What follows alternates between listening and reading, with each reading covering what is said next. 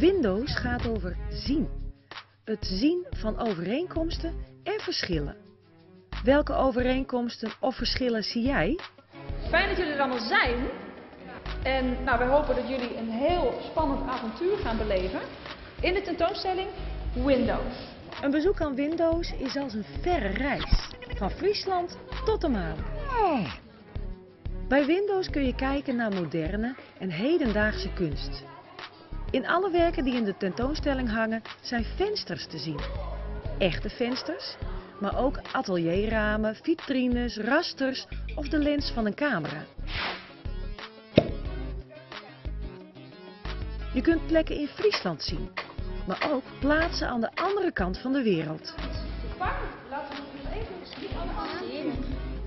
Zo'n dingetje moet je al heel goed gebruiken. De leerlingen die op bezoek komen gaan aan de slag met een doorgeefverhaal. Ze bekijken Windows niet alleen met het blote oog, maar ook met bijvoorbeeld een achteruitkijkspiegel of een verrekijker.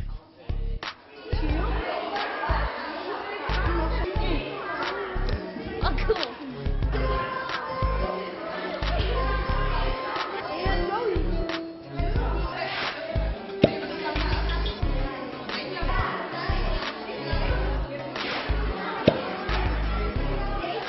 Tentoonstellingsmaker Rudy Hodel heeft de kunstwerken in Windows heel bewust in tweetallen bij elkaar gehangen.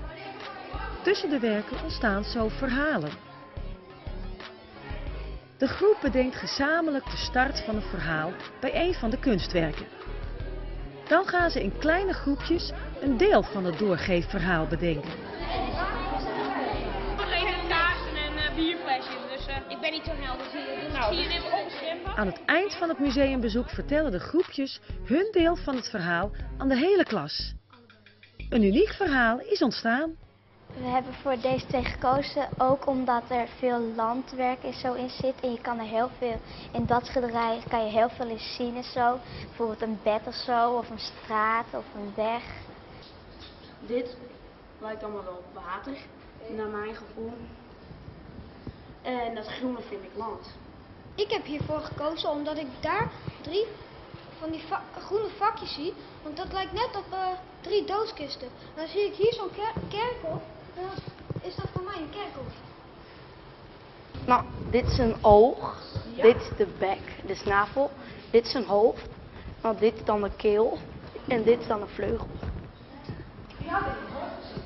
Bedankt voor jullie mooie verhalen. Deze en heel veel andere verhalen zijn te bekijken op de website van de tentoonstelling Windows in het Fries Museum.